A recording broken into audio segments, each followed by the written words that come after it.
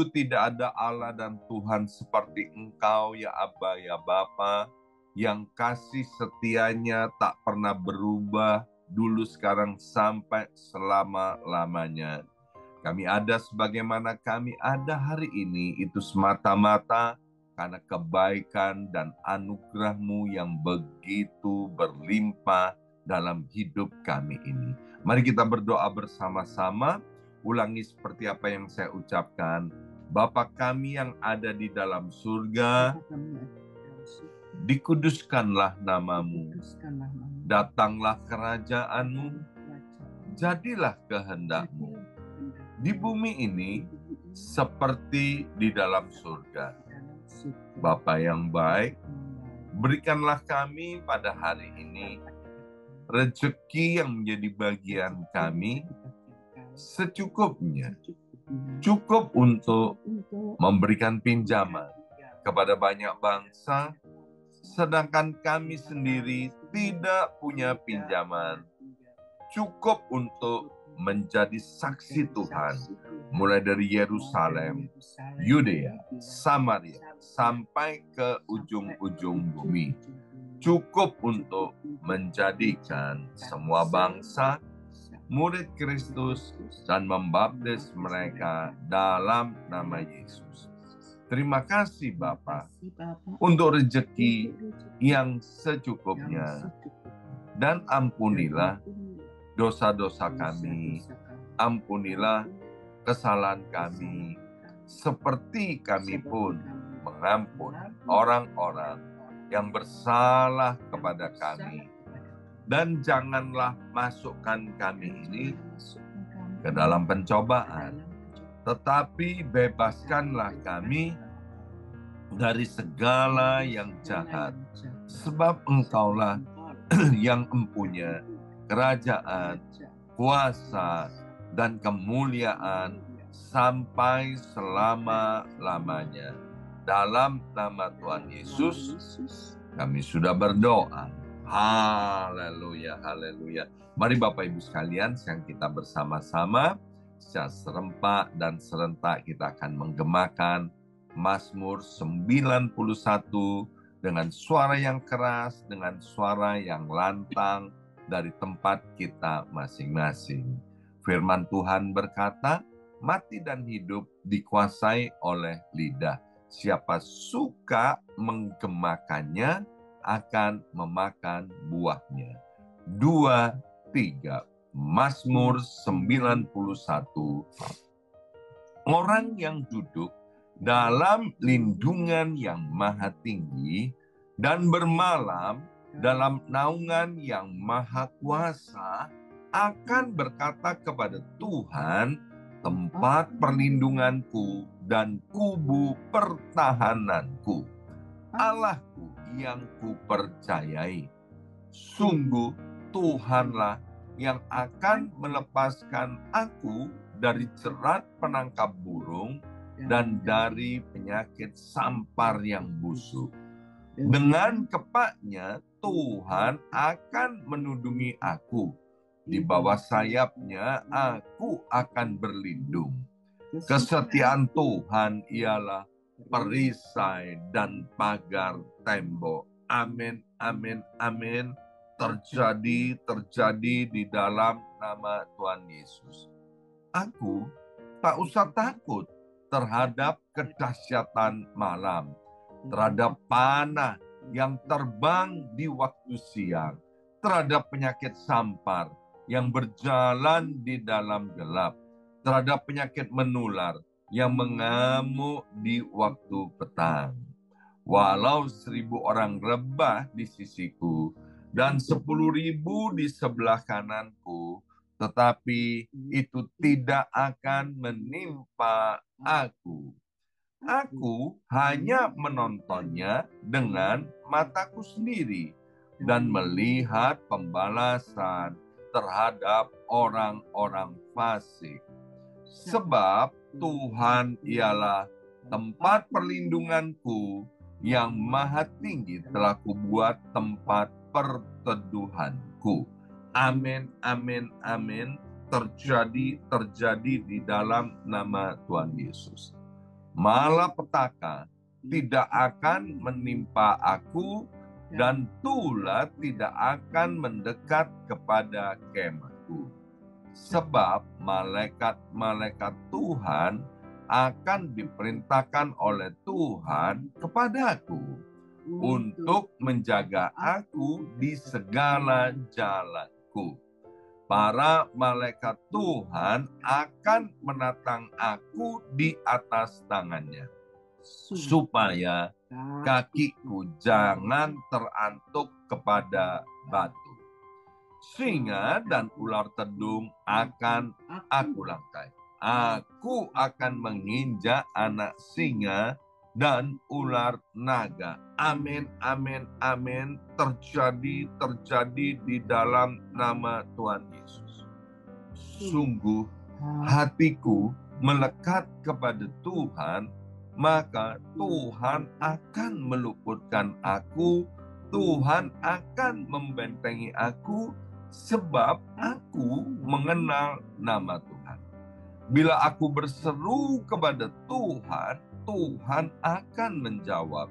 Tuhan akan menyertai aku dalam kesesakan. Tuhan akan meluputkan aku dan memuliakan aku.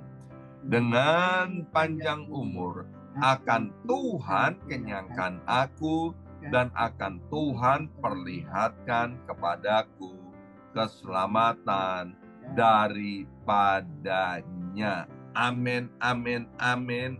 Terjadi di dalam nama Tuhan Yesus. Terima kasih ya Aba ya Bapa. Sekarang kami mau buka hati kami untuk ditaburi oleh benih kebenaran firman Tuhan. Berbicaralah kepada setiap kami ya Aba ya Bapa, dalam nama Yesus. Yang siap mendengarkan dan diberkati oleh firman Tuhan, angkat jempolnya ke depan, katakan amin 3 kali. Amin, amin, amin. Salam kebangkitan, salam penuaian. Semangat pagi! Semuanya semangat pagi. Apa kabarnya Bapak Ibu sekalian? Senang sekali hari ini Jumat 6 September 2024 boleh bersama-sama dengan Bapak Ibu semuanya, anak-anak Tuhan yang luar biasa ya.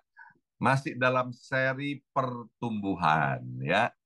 Hari ini saya akan berbagi dengan Bapak Ibu sekalian pentingnya pertumbuhan melalui pengampunan. Pertanyaan, siapa di antara kita yang pernah merasa sulit untuk mengampuni seseorang? Sekali lagi, siapa di antara kita yang pernah merasa sulit untuk mengampuni seseorang, orang yang bersalah kepada kita? Ya, angkat tangannya di dalam hati ya.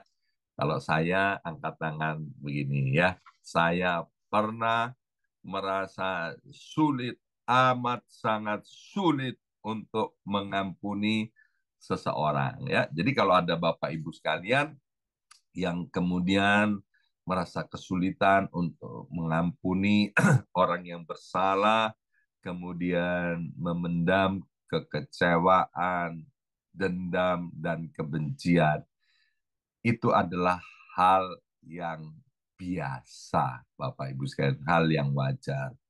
Tapi yang nggak boleh, yaitu kita terus-menerus hidup di dalam kebencian dan kekecewaan. Sebab kalau seperti itu, kita nggak akan pernah mengalami yang namanya pertumbuhan. Bapak Ibu tahu nggak?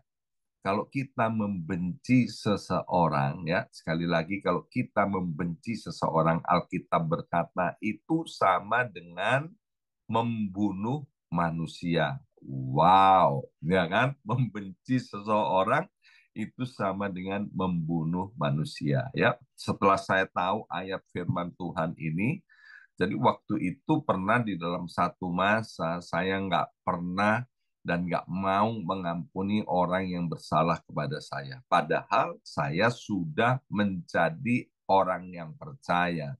Sehingga waktu itu ketika kemudian saya berdoa untuk istri saya, Ibu Yongki waktu itu sedang terbaring di rumah sakit, maka pada zaman itu Bapak Ibu sekalian waktu banyak namanya penglihatan, salah seorang pendoa syafaat itu bilang begini, stop dulu ya kan.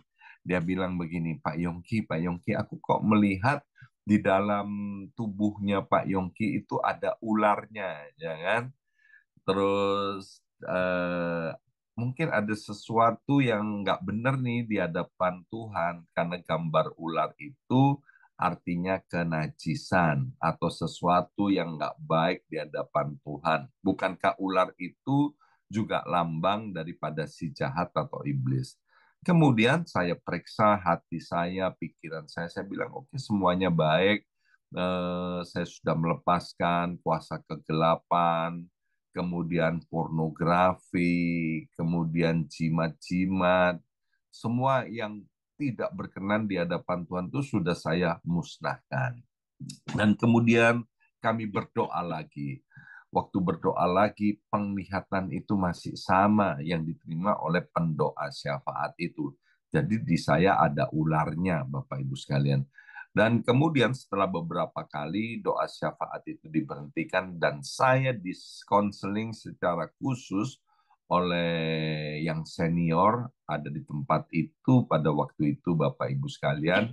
Maka setelah dikonseling didapatilah saya ini memendam kebencian, ya, kekecewaan, tidak mau mengampuni. Bukan tidak bisa mengampuni, mengampuni itu bukan soal bisa atau tidak bisa, tapi soal mau atau tidak mau. Melakukan firman Tuhan itu bukan soal bisa atau tidak bisa, tapi soal mau atau tidak mau. Ya, kemudian setelah melalui konseling dan tawar-menawar, ya pakai tawar-menawar ya kan, akhirnya saya menyerah, saya bilang baik, saya mau mengampuni orang yang saya benci itu ya. Dan kemudian waktu saya melepaskan pengampunan, Bapak Ibu sekalian, saya bisa mengalami manifestasi karena itu berat buat saya ngampuni orang itu ya. Tapi puji Tuhan, hari itu kemudian saya mengalami kemenangan, dan kemudian ketika kami berdoa kembali, maka terjadilah mujizat atas istri saya yang sedang dirawat di rumah sakit. Pertanyaan, apakah setelah itu saya ini tidak pernah mengalami kebencian, sakit hati, kekecewaan? Ya pernah, Bapak Ibu sekalian. Berapa kali, Pak? Sering kali, ya kan? Sering kali. Tapi karena saya ingat akan firman Tuhan itu, Bapak Ibu sekalian, saya nggak mau berlarut-larut, ya. Terus segera saya selesaikan. Sebab ketika kita benci, kita nggak bisa ngampuni orang yang bersalah kepada kita, itu seperti kita minum racun maut, seperti kita sedang minum racun maut, tapi yang kita inginkan kematiannya adalah orang lain. Padahal saya yang minum, kan nggak masuk akal, ya kan? Kebencian itu seperti orang yang sedang menggenggam bola berduri, ya kan? Kita menggenggam bola berduri, ya kita yang sakit, Bapak Ibu sekalian, ya. Maka itu Bapak Ibu sekalian, hari ini kita akan belajar tentang yang namanya pengampunan itu akan menyebabkan ketika kita mau bertindak, maka kita akan mengalami yang namanya pertumbuhan, ya. Nah, dalam kehidupan kita sehari-hari, Bapak Ibu sekalian, tentu akan ada orang-orang di sekitar kita yang katanya dalam bahasa Jawa bencekno, ya kan? Menjengkelkan dan menyebalkan. Orang-orang itu memang sengaja ada di dalam hidup kita, Bapak Ibu sekalian. Untuk supaya apa? Tuhan izinkan supaya kita bisa mempraktekkan firman Tuhan. Kolose pasal 3 ayat 13. Kolose pasal 3 ayat 13, demikian bunyi firman Tuhan, sabarlah kamu seorang terhadap yang lain. Wow, dikatakan sabarlah.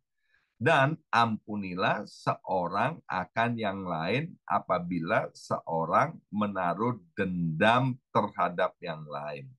Sama seperti Tuhan telah mengampuni kamu, kamu perbuat jugalah demikian.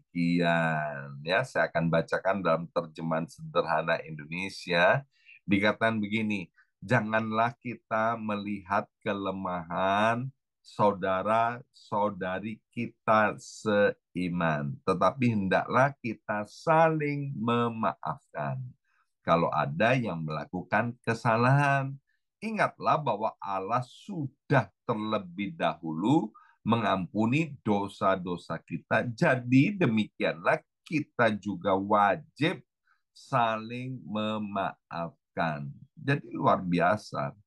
Firman Tuhan itu, Bapak Ibu sekalian, kalau kita lakukan, maka yang untung bukan orang lain, tapi yang untung adalah diri kita yang melakukan firman Tuhan. Tadi malam dalam acara Worship from Home, Pastor Ridwan Huta Barat berkata, waktu kita membaca firman Tuhan, yang harus merasa ditembak adalah diri kita masing-masing yang membaca firman Tuhan. Seperti hari ini, ya, melalui Kolose pasal 3 ayat 13, sekali lagi Tuhan mau berbicara kepada saya secara pribadi dan juga kepada Bapak Ibu semuanya. Bapak Ibu sekalian, alangkah mudahnya katanya kalau kita melihat kelemahan saudara-saudari kita. Alangkah mudahnya kalau kita mencari atau melihat kesalahan orang lain. Maka itu Yesus bilang begini, ya, kuman di seberang lautan kamu bisa melihat, sementara gajah di pelupuk matamu kamu nggak bisa lihat. Ya, selumbar di mata saudaramu kamu bisa lihat, tapi balok di matamu kamu nggak bisa lihat. Hari ini, melalui firman Tuhan ini, Bapak Ibu sekalian, ditegaskan supaya ingat bahwa kita ini orang yang banyak kelemahan, kita ini orang yang banyak kesalahan, kita ini sudah diampuni oleh Tuhan. Dan pengampunan Tuhan itu kepada kita adalah pengampunan yang tidak bersyarat. Maka itu Tuhan juga mau, ya, seperti doa Bapa kami yang tiap pagi kita naikkan, ya, Tuhan mau kita juga mengampuni orang-orang yang bersalah kepada kita. Ingat, kita harus memberi ruang, ya, bahwa tidak ada seorang pun yang sempurna, termasuk saya ini, ya. Kita semua ini sedang menuju kepada kesempurnaan seperti Kristus. Ingat Roma pasal 8 ayat 28 sampai dengan 29, Tuhan itu membentuk kita, Tuhan turut bekerja bersama-sama di dalamnya, ya, ujung-ujungnya agar kita semakin serupa dengan Kristus. Kristus itu adalah Maha Kasih, Kristus itu penuh dengan pengampunan. Demikian juga Tuhan mau kita ini juga menjadi pribadi yang penuh dengan kasih dan penuh dengan pengampunan. Omong kosong kalau kasih tanpa pengampunan. Demikian juga kalau kita mengampuni orang yang bersalah kepada kita, kita juga harus mengasihi. Yang pertama, bahwa pengampunan itu adalah kunci pertumbuhan. Pengampunan itu adalah fondasi dasar untuk pengampunan.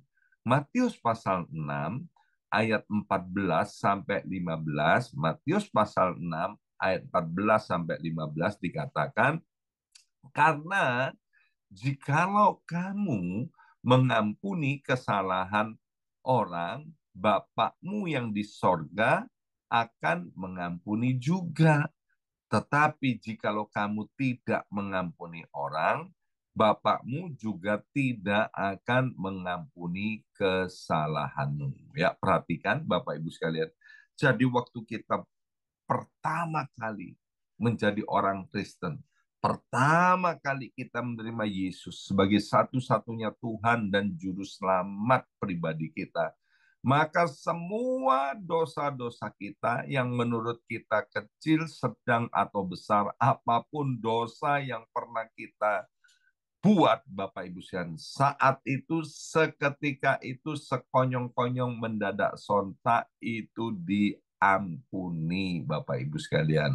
Tuhan sendiri berkata, mari kita berperkara, kalau dosamu semerah kain kesumba, aku akan jadikannya seputih bulu domba. Kalau dosamu semerah kain kirmisi, maka engkau akan dijadikannya seputih salju, Bapak Ibu sekalian. Coba Bapak Ibu sekalian ya. Jadi waktu Tuhan mengampuni dosa-dosa kita, itu pengampunannya tak bersyarat.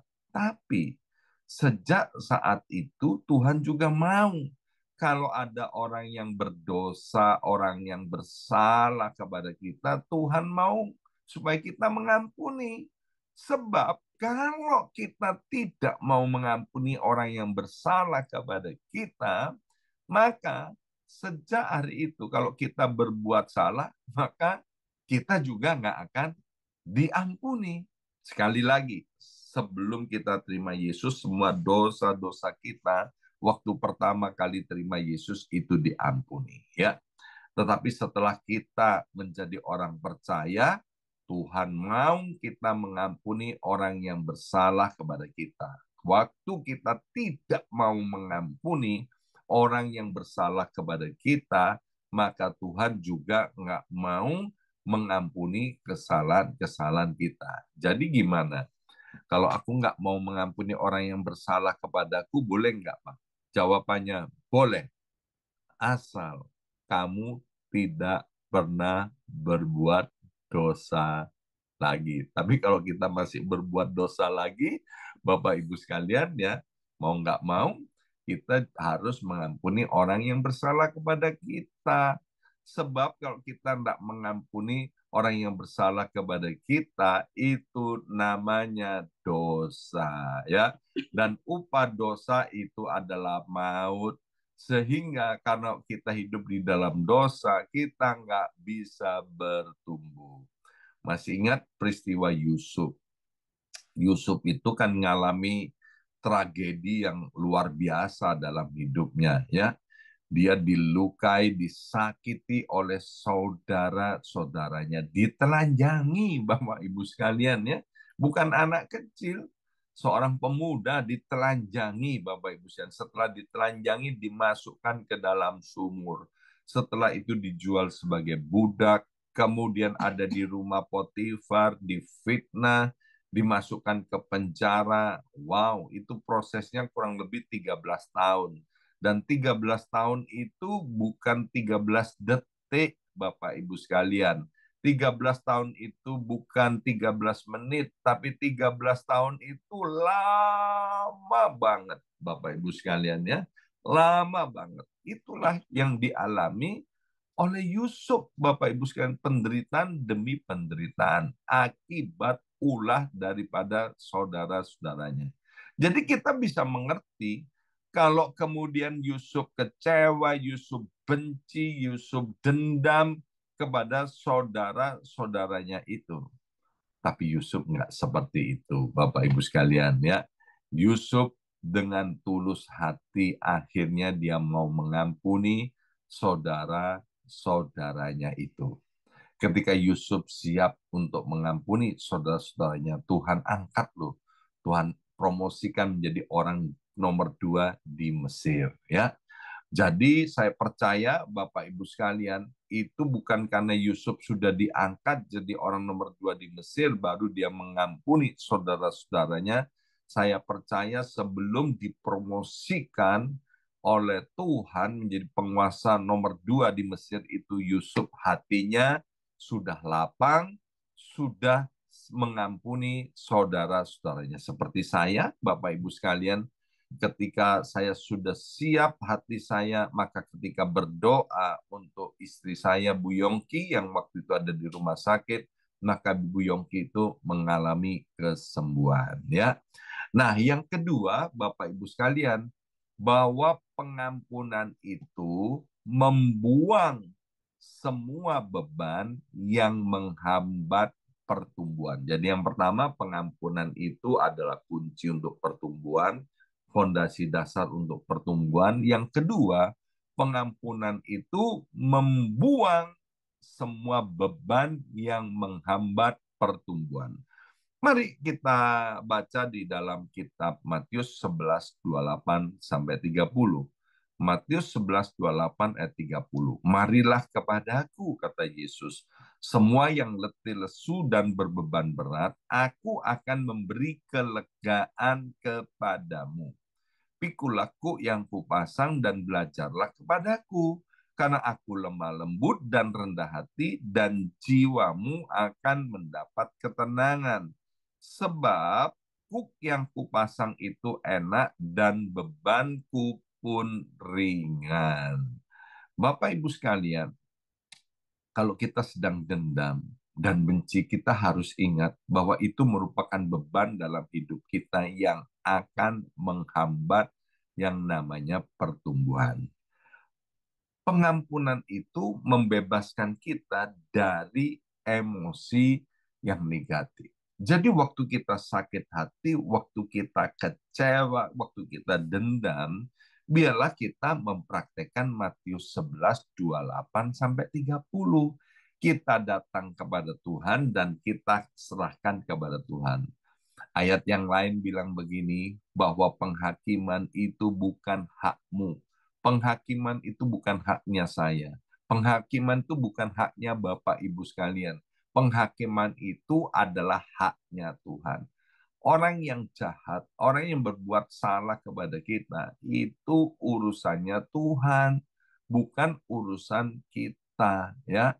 Biarlah orang-orang yang berbuat jahat, orang-orang yang melukai, menyakiti hati kita, kita serahkan kepada Tuhan. Dan di dalam kitab Roma bilang begini, kalau ada orang berbuat jahat kepada kita, jangan balas kejahatan dengan kejahatan, tapi balaslah kejahatan dengan kebaikan. Dengan demikian engkau sedang menaruh bara api di atas kepala orang yang berbuat jahat itu. Ibu Yongki, istri saya, waktu saya berbuat jahat kepada beliau, waktu saya mengkhianati Ibu Yongki ini, Ibu Yongki terus berbuat baik kepada saya. Dia terus menabur hal yang baik. Itu seperti menaruh bara api di atas kepala saya. Maka itu kenapa rambut saya rontok semua. Bapak Ibu sekalian, dulu rambutnya banyak banget, ya kan? Tapi karena ditaburi terus kebaikan oleh Ibu Yongki, itu rambut itu merotoli semua sampai gundul begini, Bapak Ibu sekalian, ya. Maka itu Bapak Ibu sekalian, ayo kita ini melakukan firman Tuhan menjadi gaya hidup kita. Sebab kita ini nggak ada bedanya dengan orang dunia. Orang dunia itu kan cuman mau berbuat baik kepada orang yang berbuat baik kepada dia. Kita standarnya berbeda, Bapak Ibu sekalian. Jadi kalau ada orang yang melukai kita, menyakiti kita, kita ini merupakan kesempatan daripada Tuhan yang diberikan kepada kita untuk kita mempraktekkan firman Tuhan. Artinya, waktu kita melepaskan pengampunan itu, kita sedang membuang beban-beban yang menghambat pertumbuhan kita. Ya, hari ini kita sudah belajar dua hal: pertumbuhan melalui pengampunan. Ya, yang pertama itu adalah kunci dari pertumbuhan. Yang kedua itu membuang semua beban-beban yang menghambat pertumbuhan kita. Ya, waktu kita melakukan pengampunan itu membuat hati kita bersih, membuat hati kita siap untuk menerima berkat-berkat yang daripada Tuhan, ya. Dan saya percaya Tuhan itu mencintai dan mengasihi kita. Tuhan mau supaya setiap kita tahun ini mengalami tuaian besar-besaran. Keluarga kita dipulihkan, ya. hubungan suami istri dipulihkan, kesehatan dipulihkan, karir, keuangan, ekonomi kita diberkati oleh Tuhan berlimpah-limpah, anak-anak kita, bahkan kalau kita udah punya mantu, cucu, semuanya akan diberkati oleh Tuhan. Sebab Alkitab bilang, orang benar yang bersih kelakuannya, maka keturunannya semuanya diberkati oleh Tuhan. Mari kita berdoa, materaikan siap benih kebenaran firman Tuhan ini, ya Aba, ya Bapa, Allah Roh Kudus, kami tahu Engkaulah sumber di atas segala sumber kekuatan kami yang memampukan kami mempraktekkan firman Tuhan untuk menjadi gaya hidup kami sehari-hari. Dalam hal ini kami mau melepaskan pengampunan, kami mau melepaskan semua kekecewaan, kebencian dari orang-orang yang sudah melukai dan menyakiti kami. Kami mau hadapkan semua perkara ini kepadamu, Tuhan. Kami tidak mau lagi menghakimi, kami tidak mau menyimpan kesalahan orang lain itu kepada kami. Dan kami percaya hari ini juga kami akan mengalami kelegaan, sehingga kami bisa bertumbuh dengan leluasa di dalam Tuhan dan berbuah lebat. Terima kasih Bapa. Dalam nama Yesus kami sudah berdoa. Haleluya. Amin, amin, amin.